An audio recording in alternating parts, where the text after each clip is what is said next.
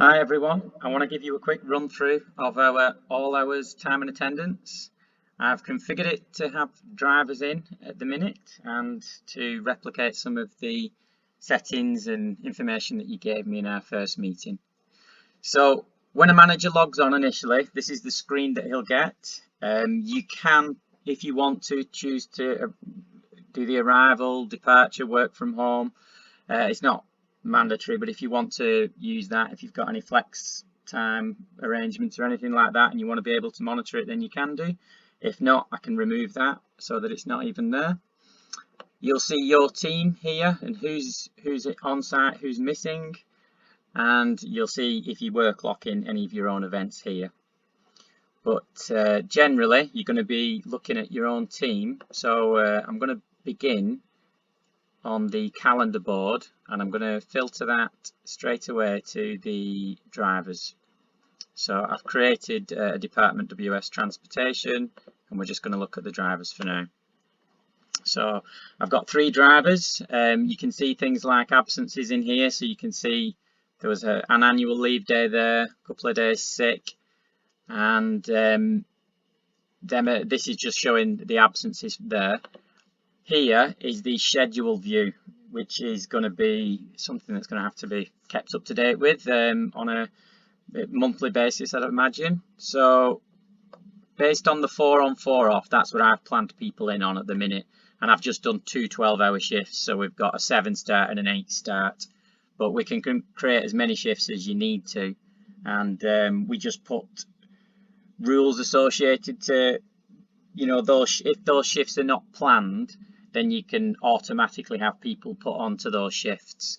So if it's the 7 start, you might say if they come in between 20 to 7 and 20 past 7, put them on the 7 start.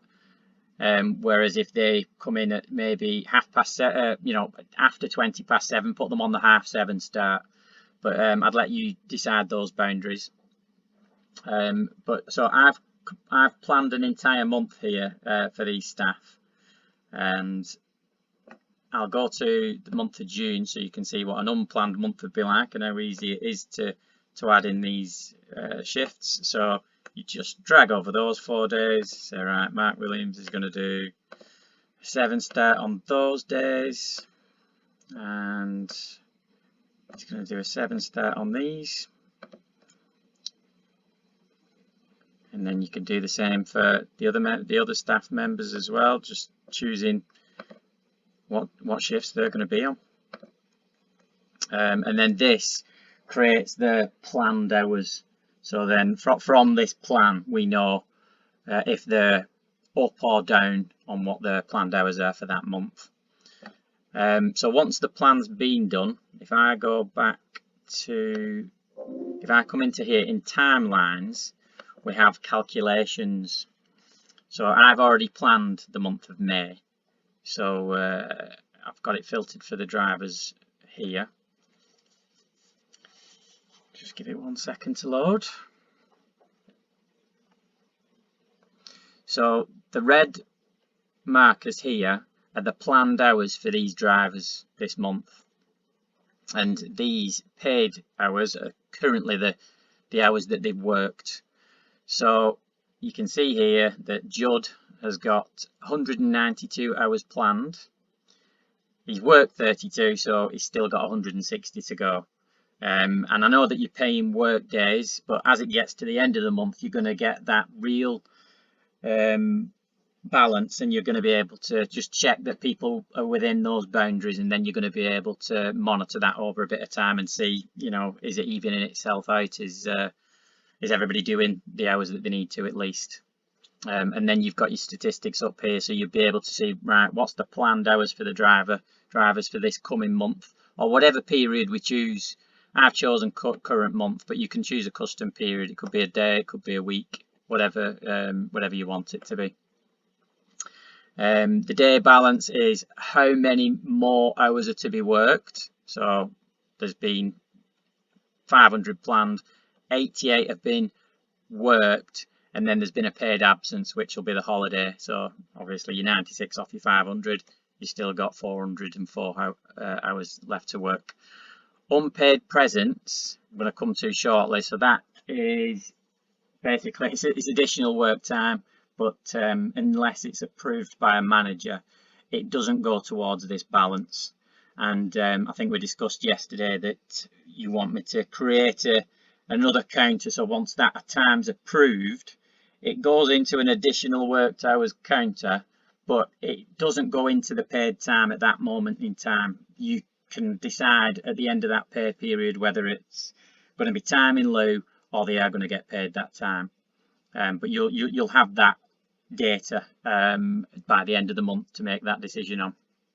So what I will do though is I'll take you to a day where I know somebody's worked some additional time, and we will approve that. So if I go back to my calendar now, so we were on the schedules view before. I'm going to go to my analyze view and go back to the month of May, and I'm sure I've put some additional hours on Ronnie for the Wednesday. So if I click on and then go to employee's timeline, you're going into his day, and he hasn't got any additional work time there. It's on the Thursday, right? So I've scooted along to the Thursday. You can just toggle back and forth here when you're within an employee's profile, and you can see what their running balance is and their daily balance. So the balance, if they do their hours, it should just remain 0. If they do less, it'll go down. So if you've done an hour less, that balance is going to go minus on the day, and then the running balance is going to be the balance over the course of that pay period. You know, before, I mean, it doesn't have to be the pay period until we reset it. So if you want that flowing throughout the year, that's fine. If you want it just on a monthly basis so you can look at that and analyse has everybody been doing what they're doing, or a fortnightly basis, because I know that you do the payroll fortnightly.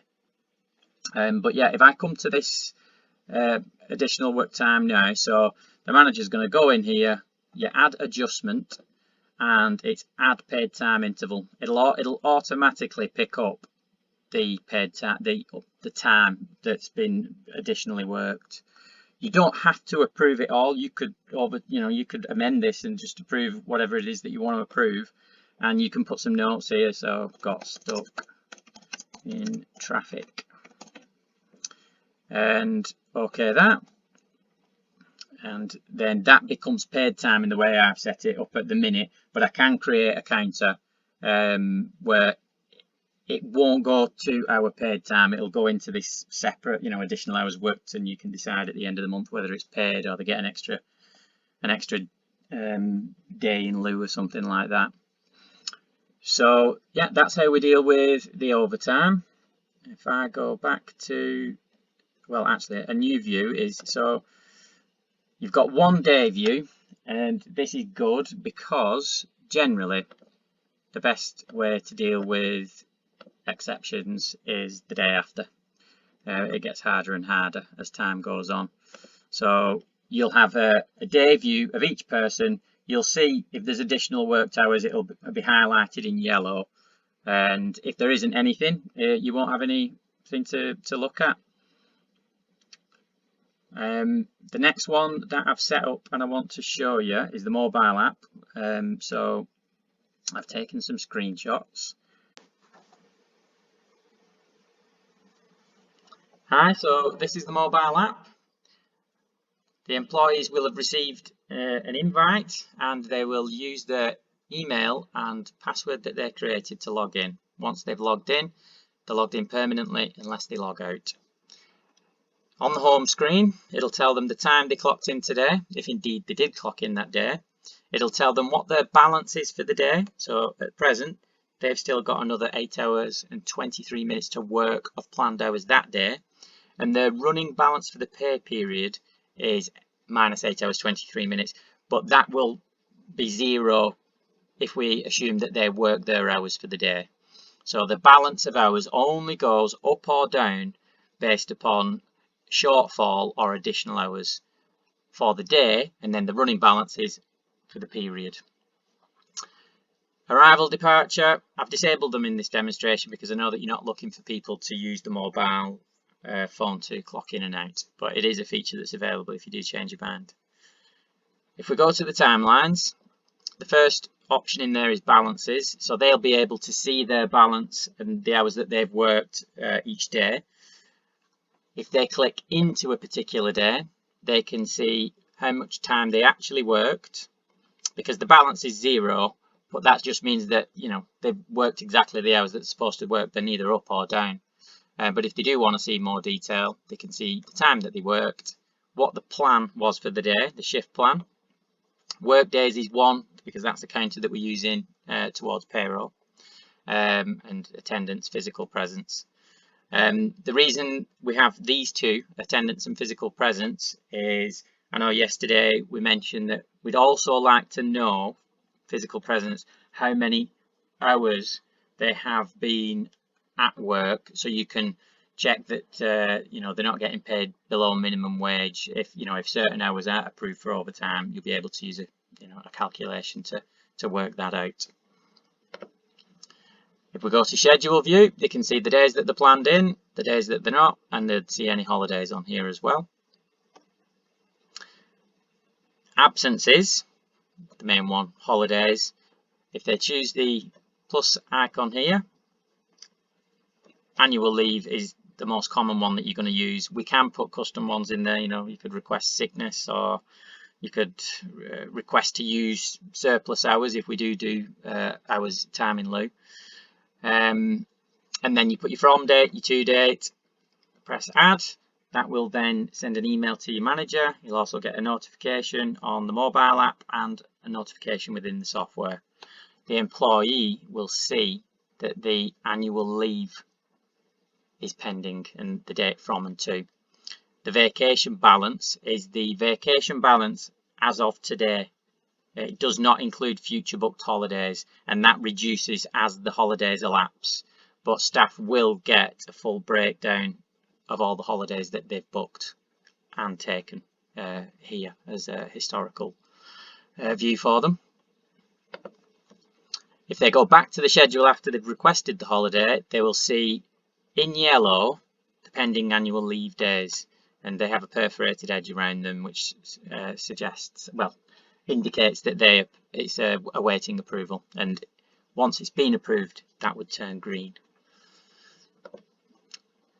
And this is what the view is for the manager. So if he wants to do it from his phone, he can approve or reject, or alternatively, he can go into the software, and there are some notifications in there and ways of approving it, which I'll show you next. Here, so you can see this is the notification that they've got from within the software. Also, you will see it in your calendar. So you'll see, and that means it's pending. So you can click on that. You can approve it from here or reject it from here.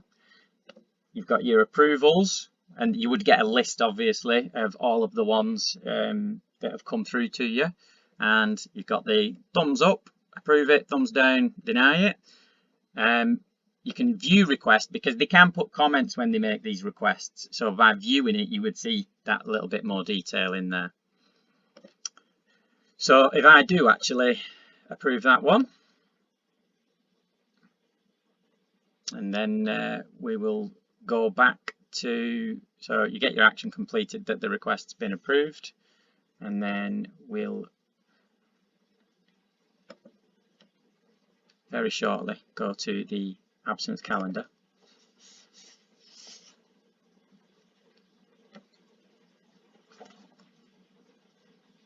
Right, to the calendar, and now we should be able to see that the request has now got solid edges and it's green, so that one's approved.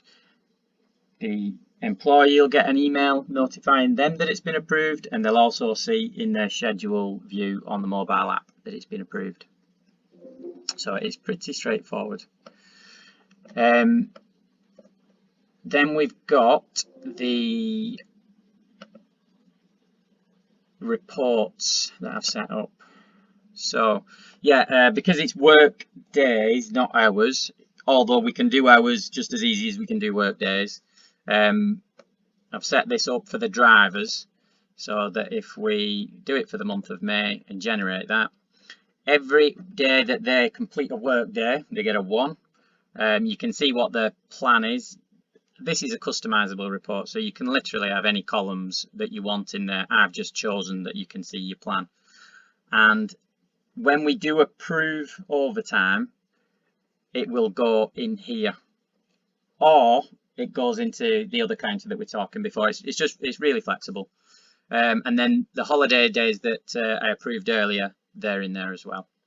So yeah, from the reporting sense, you know, we can report the hours in days, or we can report the hours as hours, and we can export it to PDF, Excel, CSV.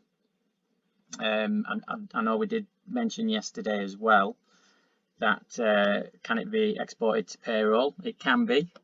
The main thing is obviously getting the setup perfect first, so that you're confident with the output to produce a report that you would import into Sage or whatever payroll package it is that you're using.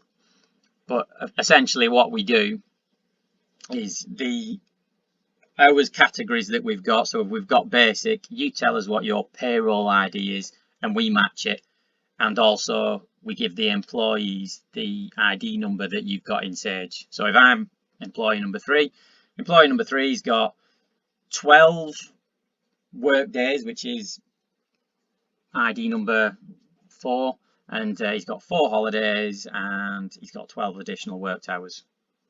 But that bit's relatively simple, the actual import. It's just really refining the rules and the processes for which, you know, you're managing the system.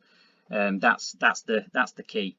And then after that, there's, you know, these good things that we can also do to make life easier. So yeah, thank you very much, and thanks for everybody's time so far. If you've got any questions, drop them back to me on an email, and yeah, I'll speak to you soon. There is one actually thing I've probably not mentioned. If I go back to booking the holiday, yes, just because somebody mentioned it the other day on a different appointment. So the vacation balance there, the vacation balance goes down as the holiday days elapse. So it doesn't give you what the end of year balance is. It drops down as the holiday days elapse, but they will have a full breakdown of all of the approved holidays in there.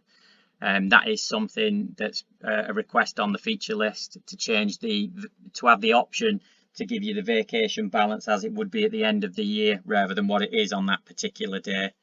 So yeah, just wanted to make that clear. And yeah, any other questions, please let me know. Thank you very much.